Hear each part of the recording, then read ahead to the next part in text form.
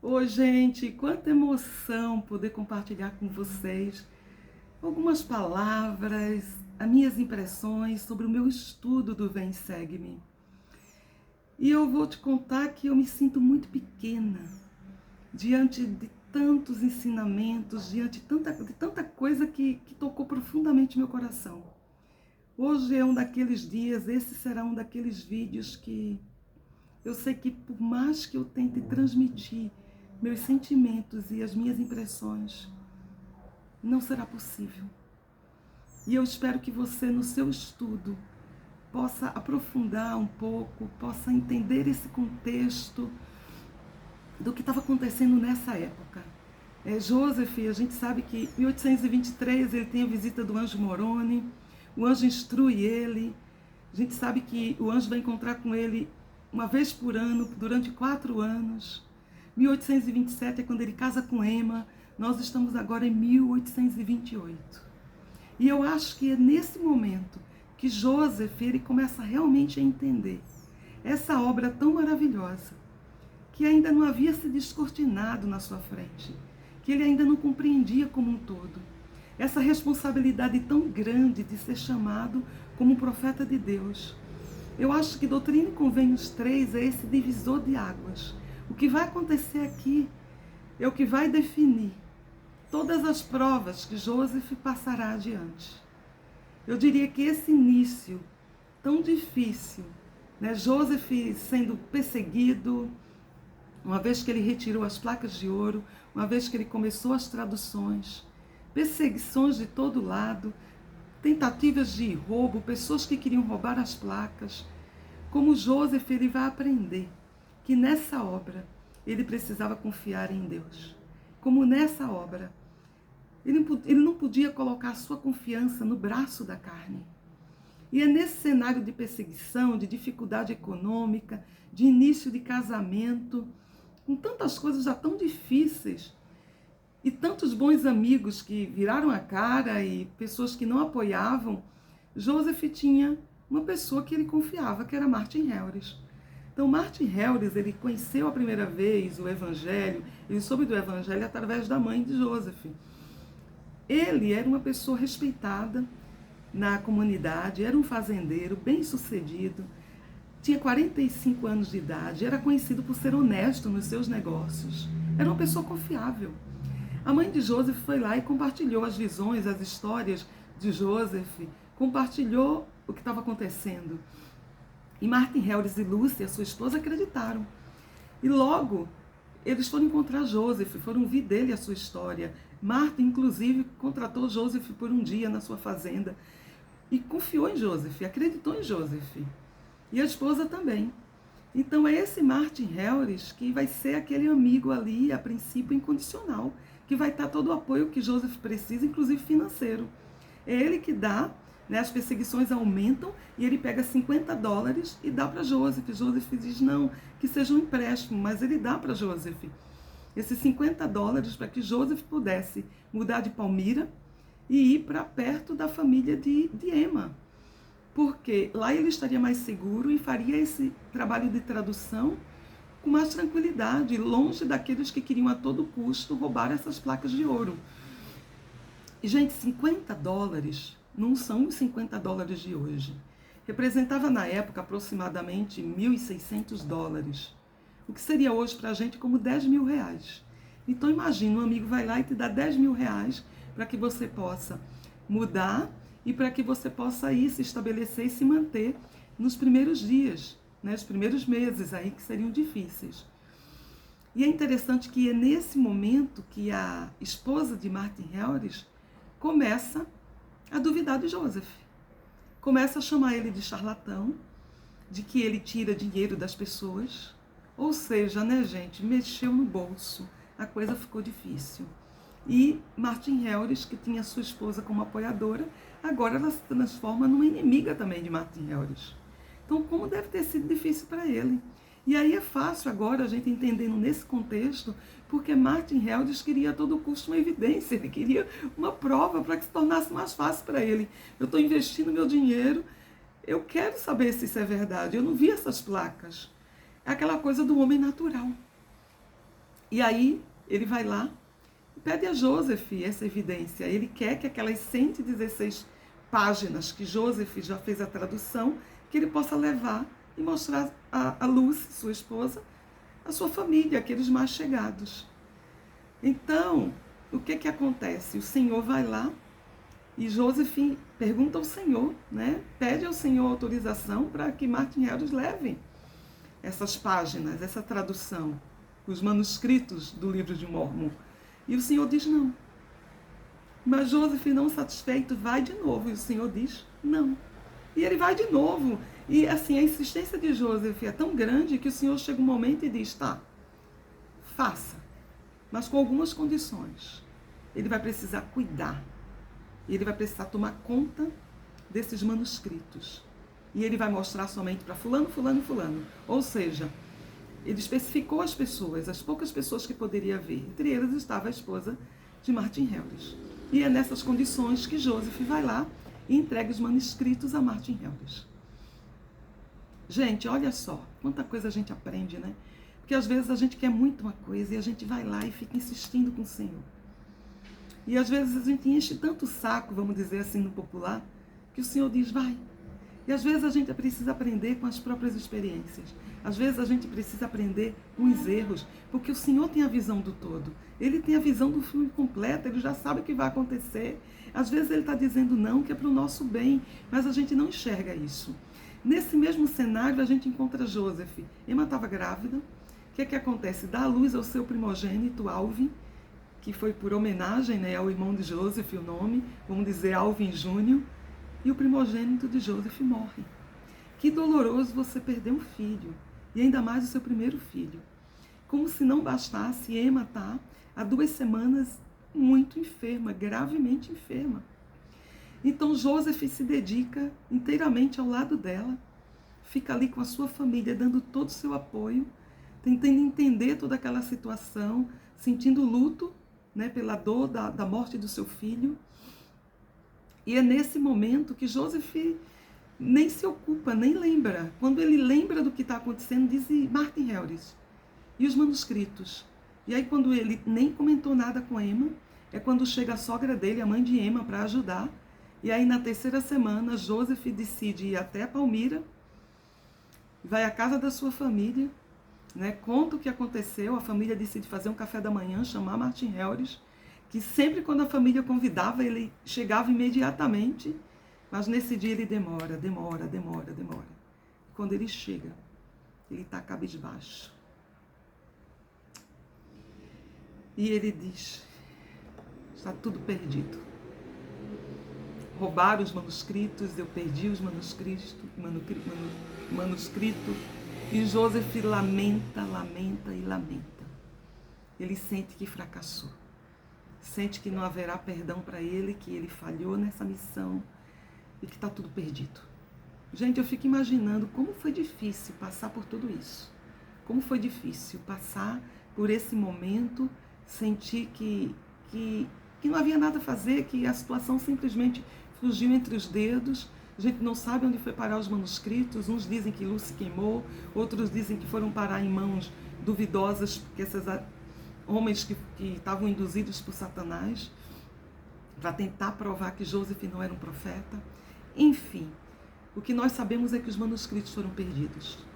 E por causa disso, Joseph, quando está voltando de casa, ele perde o dom de traduzir. As placas são retiradas dele.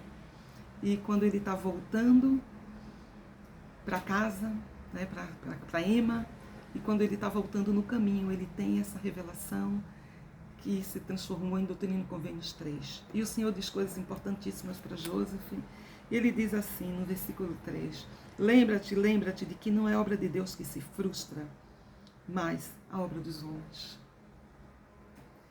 Gente, o Senhor estava dizendo para Joseph, essa obra vai avançar.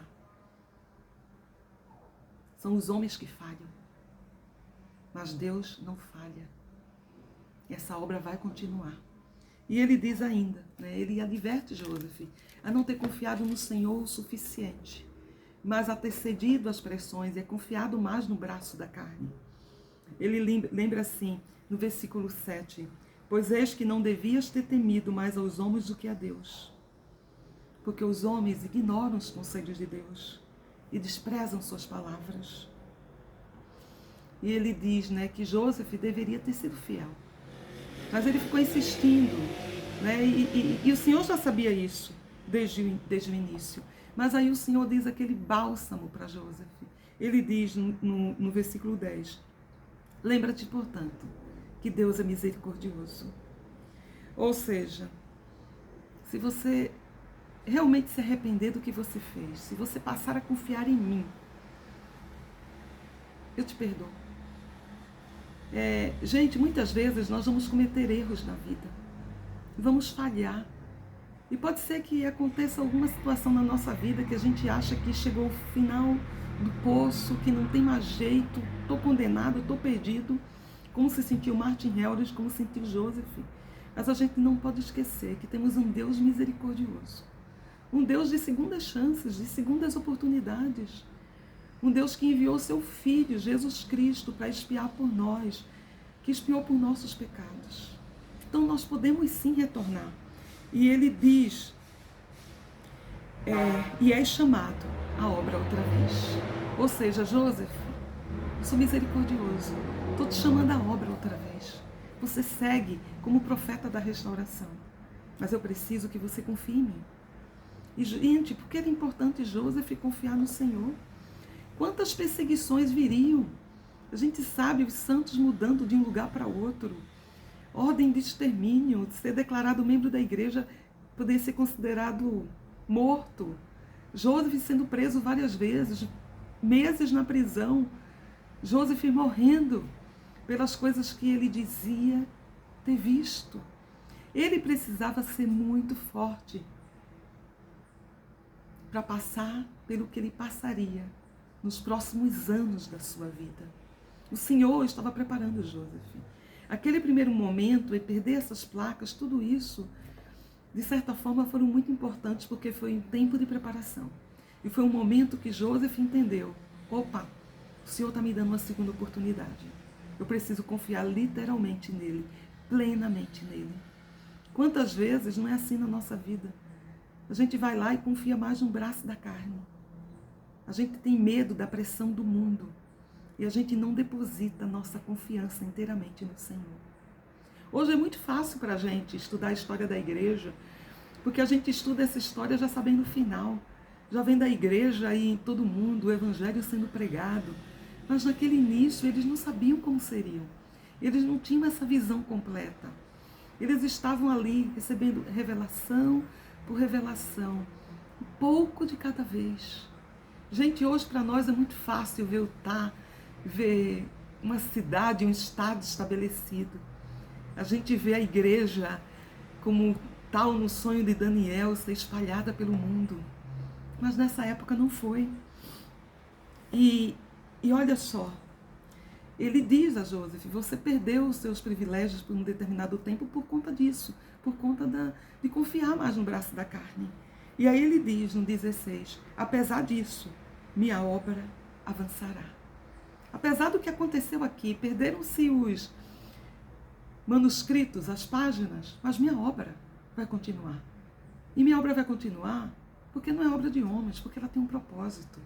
E o Senhor tinha claro esse propósito, que esse livro, que o livro de Mórmon, chegasse a todas as nações, chegasse aos descendentes dos lamanitas. E ele diz, apesar disso, minha obra avançará, pois como conhecimento sobre um Salvador veio ao mundo pelo testemunho dos judeus. Da mesma forma, esse conhecimento do Salvador chegará ao meu povo. Ou seja, gente, a obra do Senhor avançará. O livro de Mórmon chegaria em todas as nações. Chegaria, esse testemunho chegará ao conhecimento dos lamanitas, dos lemuelitas, dos ismaelitas, que degeneraram na incredulidade, devido à iniquidade de seus antepassados, a quem o Senhor permitiu que destruíssem seus irmãos os nefitos, por causa de suas iniquidades e abominações. Ele diz, por este motivo, essas placas foram preservadas, para que as pessoas tivessem conhecimento. E essas placas testificam de Cristo. Gente, e a gente vê como o Senhor providencia seus meios, porque a gente aprende com essa situação que o Senhor já sabia desde o princípio tudo. A gente lembra lá em 1º Nefe, quando Nefe diz, olha, meu pai está escrevendo umas placas, né, que era o livro de Leí, que equivalia a essas 116 primeiras placas que foram traduzidas para o Joseph e que foram perdidas. Mas o Senhor, por um motivo que eu não sei, por um sábio propósito, está me mandando escrever outras placas sobre a mesma história. Mas eu não sei porquê, mas é um sábio propósito. O Senhor sabe tudo e eu vou fazer. Então, olha só, é o Senhor lá dizendo para Nefe, escreve. O Senhor já sabia o que ia acontecer em 1828. O Senhor já sabia que Martin Helres, ao insistir, ao levar esses registros, perderia os manuscritos. O Senhor sabia que homens astutos utilizariam desses manuscritos para frustrar a obra. Porque Joseph, a princípio, pensou, vou traduzir de novo. E o Senhor disse, não. Porque se você traduzir de novo, e você colocar uma palavra diferente, um sinônimo, ou mesmo se esses homens pegarem os manuscritos e adulterarem, e disser que agora os manuscritos que você traduziu estão diferentes, eles vão tentar provar que você é um profeta falso. Eu já tenho um meio, eu já preparei um meio. E o meu era Nefe lá atrás, quando Nefe dizia, estou escrevendo a mesma história. Em outras palavras, eu não sei porquê, mas é por um sábio propósito. E a gente sabe que foi exatamente esse livro de Nefe que entrou no lugar do livro de Leí. Gente, quanta gratidão em saber que o Evangelho é perfeito, que o Senhor pensou em tudo. E aí, gente, a gente fica pensando, a gente está nessa terra e a gente vive quantos anos? 50, 60, 70, 100? Né? Sendo generoso, o Senhor sabe toda a nossa história. Ele sabe a minha história. Ele sabe a sua história. Então, para que se preocupar? O Senhor sabe o fim desde o princípio. Ele sabe disso. Ele sabe quais serão as nossas escolhas na vida. Ele não desiste de nós, ele insiste. Muitas vezes tentando com que a gente mude, que a gente se arrependa, que a gente escolha um caminho diferente. A gente vai ter muitas segundas chances ao longo da nossa vida. Que a gente possa aproveitar essas segundas chances. Porque um dia elas acabarão. E, gente, a gente pode confiar plenamente no Senhor, que Ele sabe tudo. Se você está passando por uma provação hoje, por algo muito difícil, ou você não está entendendo muito bem o que está acontecendo, com uma coxa de retalhos, um dia, ao olhar a sua vida, você vai entender exatamente porque você teve que passar por aquilo. Foi exatamente assim na vida de Joseph.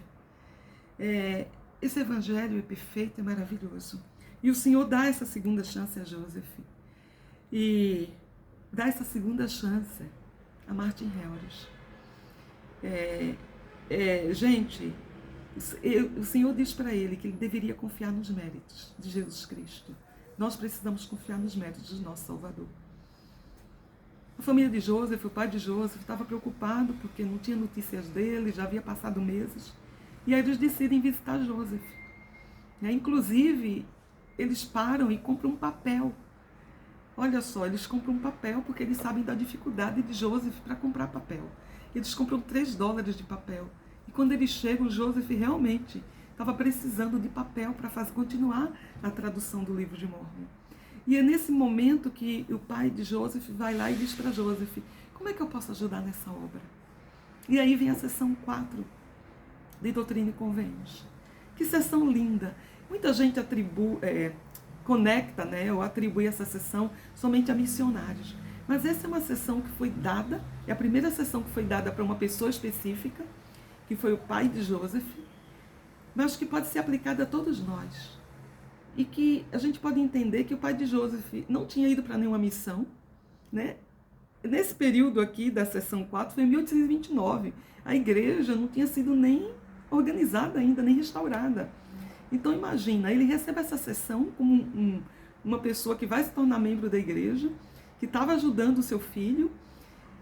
O que nós entendemos que essa sessão é para todos nós, não só para os missionários, mas para todos aqueles que quiserem servir. E é tão lindo porque o pai de José, a gente sabe que era um agricultor, trabalhava lá na fazenda, nas granjas, e que ele entendia muito bem de colheita. Então olha como o Senhor personaliza essa sessão. Como o Senhor diz que uma obra maravilhosa está para se iniciar entre os filhos dos homens. E o Senhor diz, olha, se você tem o desejo. Então a gente vê que a coisa mais importante nessa obra é o desejo. É o desejo que a gente deve ter de servir a Deus de todo o coração, poder, mente e força. Se tens os desejos, sois chamados a servir a Deus. Era o que o pai de Joseph tinha desejo. Ninguém vai servir nessa obra se não desejar. Aceitamos um chamado porque desejamos. Servimos uma missão porque desejamos. E ele diz, o campo já está branco. Quem entendia tanto de campo como o pai de Joseph? E pronto para a ceifa. E branco, gente, a gente pensa na colheita do trigo. O trigo, ele é verde quando ele não está maduro. Mas quando ele começa a amadurecer e ele está totalmente maduro, ele fica branco. E ele diz, o campo está branco para a ceifa. Ou seja, é o momento da colheita. E ele fala sobre atributos importantes que ele deveria desenvolver nessa obra, como fé, esperança, caridade, os olhos fitos na glória de Deus. Porque quando a gente sente um chamado, quando a gente serve nessa obra, o único objetivo deve ser enaltecer a Deus e não a gente ter uma promoção pessoal. Esse é o único objetivo. Que a gente tenha os olhos fitos na glória de Deus. Ninguém que não tenha os olhos fitos na glória de Deus vai prosperar nessa obra. E ele diz ainda, lembrai-vos da fé, da virtude, do conhecimento, da temperança, da paciência, da bondade, da piedade, da caridade, da humildade, da diligência, atributos de Cristo que todos nós precisamos desenvolver na nossa vida. E ele termina dizendo, pedi e recebereis, batei e ser-vos-á aberto. Gente, que lindo, pedir. Uma coisa é você ajoelhar, é você pedir, é você orar. Mas aí ele ensina outra coisa. Ele diz, pedi e recebereis, batei. O verbo bater, gente, é ação, é fazer, é atuar. Eu posso somente pedir e ficar no pedir, mas na hora que eu bato, eu estou agindo. A gente aprende que eu preciso orar, mas eu preciso encontrar os meios, eu preciso tomar decisões, eu preciso agir. E é quando eu ajo que essa porta é aberta, que as coisas acontecem na nossa vida. Então que a gente possa pensar nisso. É muito importante pedir, se ajoelhar, clamar, ter essa conexão com os céus, mas depois vamos à ação, vamos agir e vamos fazer. Gente, que grandiosidade essas sessões de doutrina e convênios. Às vezes falta até o fôlego de tantas coisas que a gente aprende. Quando a gente vai para a sessão 5, a gente vê ainda esse período, né, da igreja, porque o que a gente encontra? Martin Helres. A gente encontra o quê? O que estava acontecendo por trás de toda uma situação? Lucy, gente, é a esposa de Martin. Ela agora havia se tornado uma opositora da igreja. Né? A gente sabe que o livro de Mórmon estava aí a todo vapor com a sua tradução. Se precisava de um financiador para imprimir, era caríssima impressão. Nessa época, livro era um artigo de luxo. Precisava de alguém que pudesse financiar. Quem era a única pessoa que estava envolvida nessa obra que tinha dinheiro? Martin Helres. E ele estava disposto a hipotecar uma de suas melhores fazendas para os 50 mil exemplares do livro de Mórmon. O que isso significaria?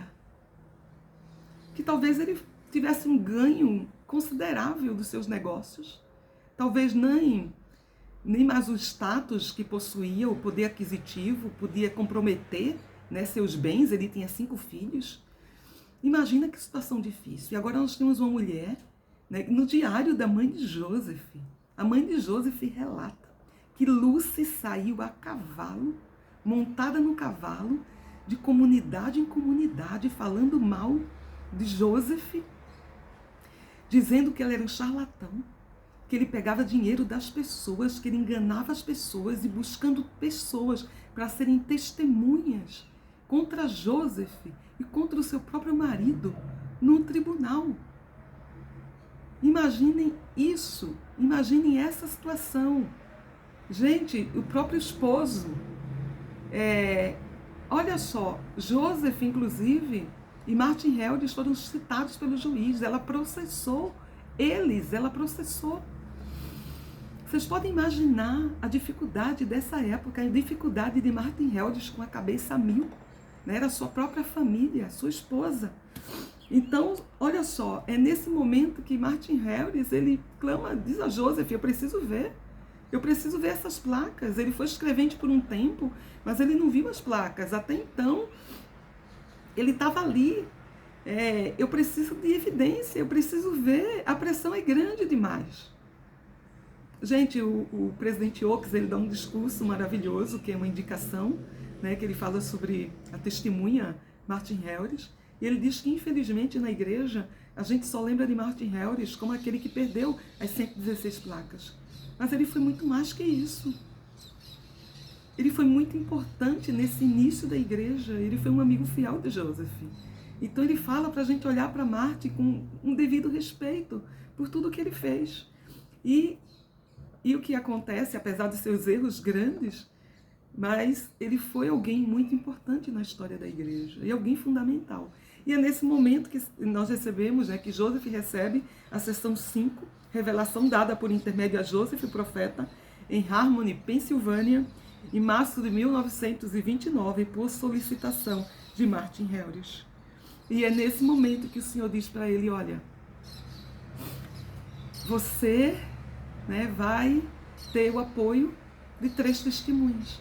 3 pessoas vão ser escolhidas para ver. E ele diz, se Martin Heldes se arrepender dos seus pecados, ele poderá ser uma dessas 3 testemunhas. Gente, que maravilhoso. A gente vê esses homens fiéis aí. A gente vê que o pai de Joseph foi uma das 8 testemunhas. Olha só, aquele que recebeu a sessão 4, aquele que se tornou o primeiro patriarca da igreja, que morreu fiel ao evangelho, foi uma das 8 testemunhas. E a gente vê que Martin Heldes, ele teve a oportunidade de ser uma das testemunhas. E ele foi, sim, um dos financiadores. O financiador do livro de Mormon, hipotecando a sua fazenda. E aí a gente tem o depoimento de 3 testemunhas. Eu peço para vocês, leiam esse depoimento. Mas só no início ele diz, saibam todas as nações, tribos, línguas e povos a quem esta obra chegar, que nós, pela graça de Deus, o Pai, e nosso Senhor Jesus Cristo, vimos as placas que contêm este registro, que é um registro do povo de Nefe. Gente, leiam, por favor, esse depoimento das 3 testemunhas. É magnífico. E que alívio deve ser para Joseph. Todos esses anos ele ficou ali, de certa forma, carregando aquele peso, testificando sozinho. E agora ele tinha mais pessoas para se apoiar. Mais pessoas que também viram.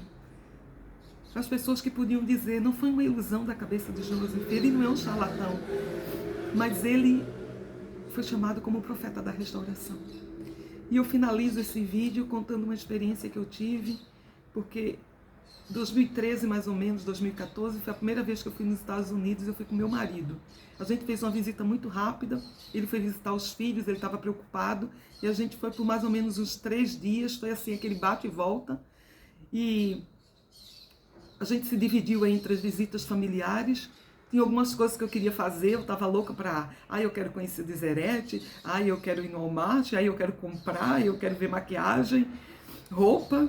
E um dia meu marido falou assim para mim, hoje eu quero te levar para um lugar muito especial, vou te fazer uma surpresa. E eu imaginei que eu estava indo para uma loja do departamento. Mas nós entramos por uma estradinha de terra, aquela estradinha que parecia não ter fim. E eu fiquei pensando, a gente foi se afastando, da civilização para entrar num local completamente esquecido, um local longe de tudo. E aí tinha um povoado, uma pequena cidade, e eu fiquei imaginando as pessoas que viviam ali naquela paz, naquela tranquilidade, pensando, para que meu marido está me levando para cá, Não é bem o lugar que eu gostaria. E aí, de repente, ele vai entrando por esse povoado, ele pega um atalho, uma ruazinha de terra, e nós chegamos no cemitério. Pois é, gente. Chegamos no cemitério. Bom, eu vou dizer a vocês que eu sempre gostei de cemitério, mas não era bem o passeio que eu pretendia indo para os Estados Unidos. E ele me leva para o cemitério. E era o cemitério que estava enterrado Martin Helris. Ele me levou para visitar a tumba dele. E meu marido, naquele momento, ele falou para mim muitas coisas sobre Martin Helris. Ele falou sobre as escolhas dele, porque Martin Helris acabou sendo excomungado da igreja, ele acabou tendo que ser rebatizado várias vezes. Quando os membros seguiram, né, para Missouri, depois quando seguiram para Utah, Martin Helris não seguiu. Ele ficou em Kirtland, ele se afastou da igreja, ele ficou com a sua esposa, que depois acabou morrendo, depois ele casou com outra, que também faleceu, e só na idade muito avançada ele chegou em Utah. Em Utah, convidado por Brigham Young, que ajudou a pagar os seus custos para que ele chegasse lá. E a gente sabe que ele morreu aos 80 e poucos anos, ele só chegou a Utah aos 70 e pouco, mas que ele deu muitos discursos. E em todos os seus discursos, apesar das vezes que ele se afastou do Evangelho, apesar das vezes que ele dizia que tinha perdido a confiança em Joseph, apesar das vezes que ele seguiu um caminho oposto, ele nunca negou que ele tinha visto as placas de ouro. Ele nunca negou. E eu lembro que meu marido dizia para mim sobre a importância das escolhas. E de como Martin Helris, ele que podia ter sucedido Joseph, que podia ter se tornado um profeta, como ele fez suas escolhas. Mas que ainda assim, o Senhor dá novas oportunidades. E que ele reconheceu. E que ele voltou para a igreja no final da sua vida. Que ele se arrependeu de todos os seus pecados. Que ele nunca negou. E a igreja, inclusive, havia feito aquele monumento em homenagem a ele. E assim, naquele cemitério, com aquela paz, a gente não escutava nada. Sabe, foi a primeira vez que eu acho que eu ouvi o vento. Eu não sabia que o vento tinha aquele som. E naquele ambiente de paz e tranquilidade, eu nunca esqueci o sentimento que eu tive. Aquele sentimento do Espírito dizendo assim, que o Senhor nos conhece pelo nome. Ele sabe quem somos. Que imagina Martin Helris enterrado em uma tumba tão distante. Foi alguém que se tornou conhecido no mundo inteiro, né? Que todos ouvimos dele na história da igreja. Como ele se tornou alguém tão importante. E ao mesmo tempo, como alguém tão esquecido, tão longe, que não estava mais nesse mundo, que já havia passado para o outro mundo. Mas como o Senhor se preocupava e como o Senhor tinha uma missão específica para cada um de nós. Gente, eu sou imensamente grata. Foi com meu marido que eu aprendi a gostar da história da igreja, a querer saber mais sobre os contextos. Depois foi lançado Santos, foi lançado, né, outros livros que nos falam mais sobre a história da igreja e que eu aprendi a apreciar. Eu sou grata por esse evangelho. É muito importante a gente entender o contexto, para a gente entender essas revelações, para que a gente possa entendê-las como elas também se aplicam à nossa vida, para que a gente possa entender como o Senhor nos ama, que muitas vezes uma escolha nossa pode nos levar para muito longe do evangelho, muito longe. E pode ser que a gente nunca vai saber como seria se tivesse ficado firme no evangelho, ou as bênçãos que teríamos recebido. Mas o mais importante que tudo isso é voltar. O mais importante é que Martin Helris, assim como outras testemunhas, nunca negaram o que viram, nunca negaram a veracidade do livro de Mórmon. E que durante o nosso estudo, nós possamos sentir muita gratidão por ele, por esse trabalho que ele desenvolveu. E ter a visão que ele não só foi aquele que perdeu as 116 placas, mas ele foi o amigo de Joseph. Aquele que teve que suportar muitas coisas. Talvez a gente também tenha que suportar muitas coisas. Mas que o Senhor está ali, nos chamando e nos dizendo, persevera, continua, não me nega. Eu sei que esse é o Evangelho de Cristo. Que o Senhor nos abençoe. Porque apesar de nós, apesar das nossas imperfeições, essa obra avançará. Até a próxima.